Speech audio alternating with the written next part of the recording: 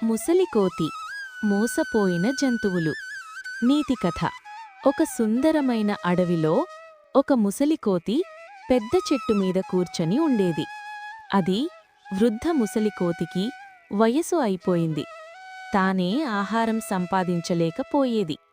అప్పుడు కోతి ఒక ప్లాన్ వేసుకుంది. మీకు ఇలాంటి మనసును హత్తుకునే మరెన్నో కథలు కావాలి అనుకుంటే మన ఐ కథలో ఛానల్ని ఆదరించండి స్నేహితులారా. కోతి బలహీనంగా నటిస్తూ ఇలా చెప్పింది. అయ్యో, నేను చాలా అలసిపోయాను. వయసు పెరిగి ముసలిదాన్నయ్యాను.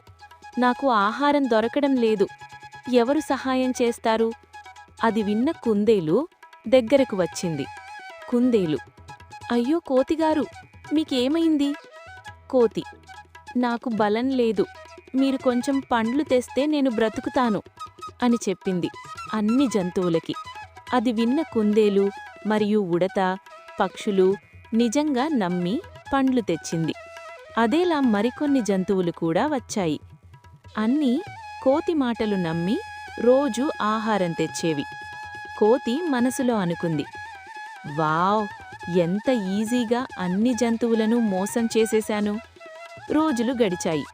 ఒకరోజు ఒక తెలివైన గిల్లి అనే ఉడత గమనించింది. ఉడత ఇలా అంది: ఈ కోతి నిజంగా బలహీనంగా కనిపించడం లేదు. ఇది మోసం చేస్తున్నట్టుంది. అప్పుడది అందరినీ పిలిచింది. ఉడత: మనమంతా కలిసి పరీక్ష చేద్దాం అన్ని జంతువులకి ఉడత చెప్పింది. అందరూ ఒకరోజు ఆహారం తీసుకురాలేదు. కొన్ని గంటల్లోనే కోతి చెట్టుపైనుంచి దూకి ఆహారం కోసం పరుగులు పెట్టింది. జంతువులు: అరే, ఇది మోసం చేస్తున్నది. కోతి పట్టుబడుతూ: క్షమించండి స్నేహితులారా, నేను తప్పు చేశాను అని కోతి అనింది.